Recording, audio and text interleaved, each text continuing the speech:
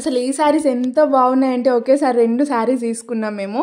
Quality అయితే చాలా చాలా బాగుంది. మనం పెట్టిన మనీకైతే వర్త్ అన్నమాట మనం తీసుకున్న ప్రోడక్ట్కి.